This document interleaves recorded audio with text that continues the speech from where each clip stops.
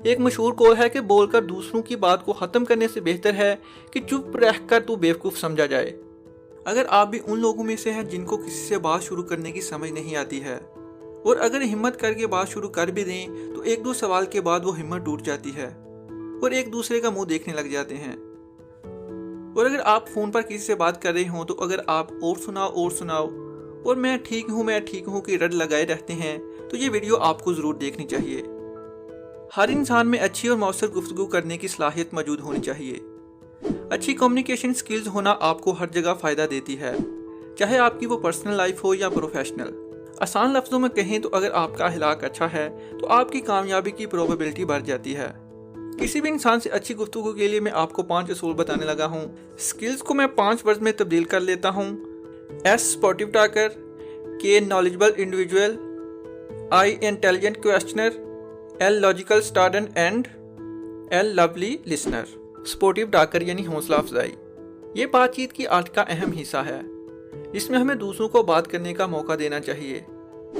यही एक कामयाब इंसान का सबसे बड़ा मुकाम समझा जाता है। अगर आप सही में किसी इंसान को जानना चाहते हैं तो बोलते हुए उसकी हौसला अफजाई करें। हमेशा याद रखें कि बातचीत का सिलसिला कभी एक तरफा नहीं होता है। बात करते हुए आई कांटेक्ट सबसे अहम समझा जाता है।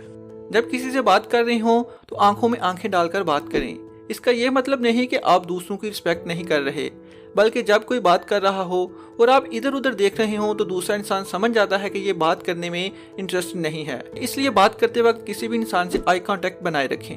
Knowledgeable individual. आप किसी भी चीज़ के रिलेटेड अच्छी गुफ्तगू तभी कर सकते हैं जब आपके पास उस बारे में काफ़ी नॉलेज हो।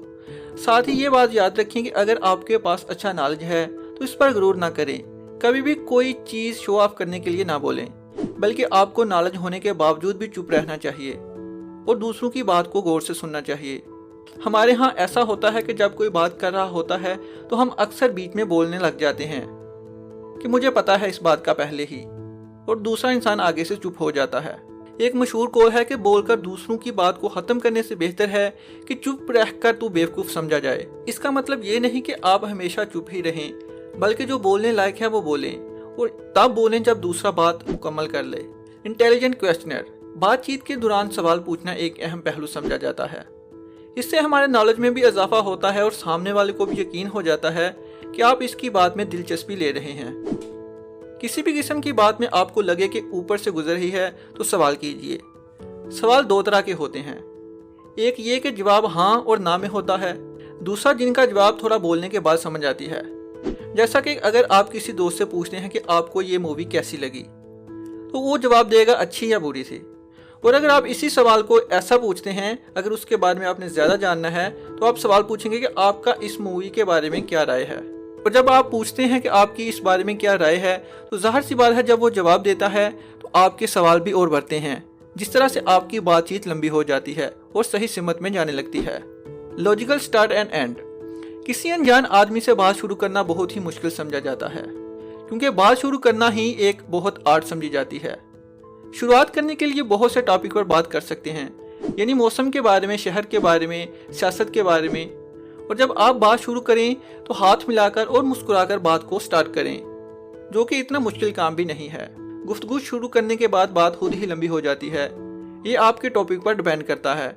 जैसा कि मैंने आपको पहले बताया कि सवाल 2 किस्म के होते हैं। अब आप पर डिपेंड करता है कि आप सवाल कैसे कर रहे हैं। Lovely listener. किसी की बात सुनना बहुत बड़ा गुण है, लेकिन ये बहुत कम लोगों में देखने को मिलता है। आजकल लोगों के पास बताने को तो बहुत कुछ है, लेकिन सुनने के लिए ज़रा सा भी सब्र नहीं है।